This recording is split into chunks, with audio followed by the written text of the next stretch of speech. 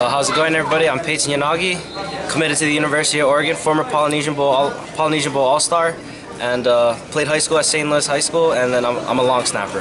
This is your chosen profession, yes, or chosen yes, craft. Yes.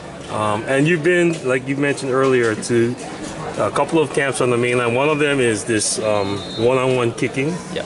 and the other one is the Chris Rubio, who's affiliated with Chris Saylor. Yep. So it's like the camp for long snappers, not necessarily kickers. So you've seen teaching at different levels. Now you're teaching, Yep. and you're barely an adult. Yeah. How you like it? It's good to give back. I mean, been to this camp for the past 3 years, won it twice, and just being able to give back to the people who helped get me to where I am is just a great feeling. I've asked you about this today. You had your workout already, classroom session. Looked at video of what the kids did on the field. That's phenomenal, because you can show them exactly what you said. The kids are actually quite skilled already.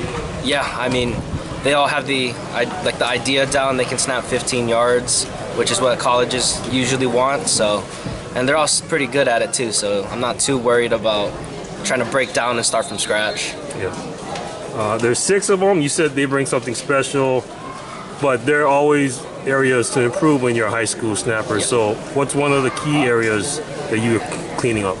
For me, first off, is just getting their legs involved, because that's where as Rubio says all the time, that's where the power comes from, and that's their driving force to help them get back towards the punter, and to also fire their hands. That's another key point, just making sure their hands are coming through straight at the punter, and making sure they're also extended, because being too close and tied up, you know, you're not going to get that whip effect when you come through and snap.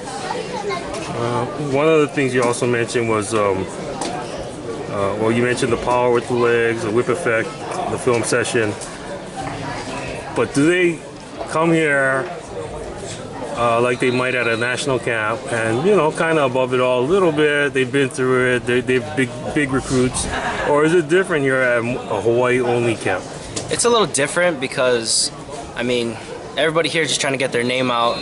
I mean, when you go to the national camps, you know, there's all the big name guys that you hear about, and they're the ones who got the answers, and everybody looks up to them. But here, you know, there's not too many guys who are knowledgeable, so they're just trying to soak up whatever they can. Are you seeing results this quick? Yeah, I mean, a couple of guys took the pointers that I had, and they just went with it, and they're looking really good. Like, they're going to be some solid starters for their respective teams. Do most of the snappers, I mean, I'm looking at you, you're a solid guy. You're about, I don't know how tall, probably about 210, 215. 215, and you look pretty solid. It'd be hard to knock you over. Are a lot of these guys the same kind of build? This is what their niche is. They tried other positions, but they found out they're good. For some, yeah. I mean, there's a couple of guys who are a little on the skinnier side, but I mean, nothing that the weight room can't fix. Okay, so Mililani has had this year. They had the 2 brothers who ended up long snapping. Jake and Luke, yeah. I learned from them, actually. The Ingrams. Yeah. And what did you learn from them? I learned basically everything.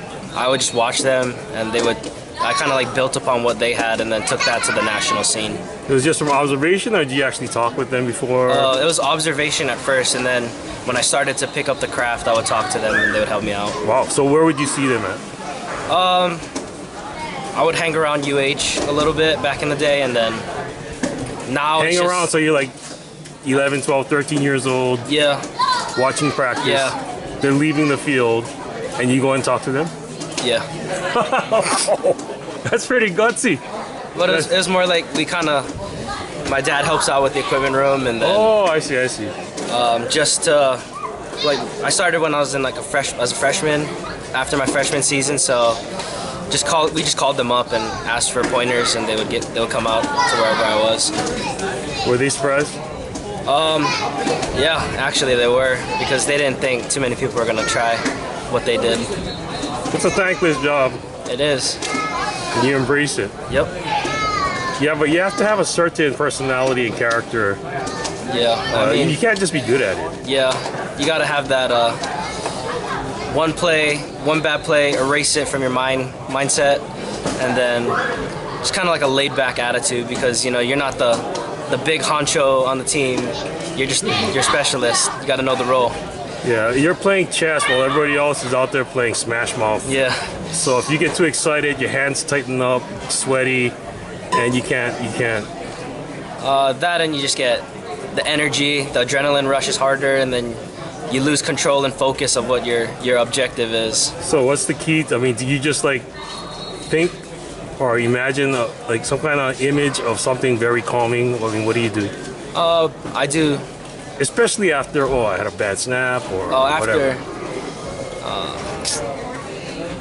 Just kind of picture like, Hanalei Valley, Green Mountains. For me, what helps is just not thinking about anything. Just going up and just ripping that ball through my legs and just imagining, if anything, just imagining a successful play.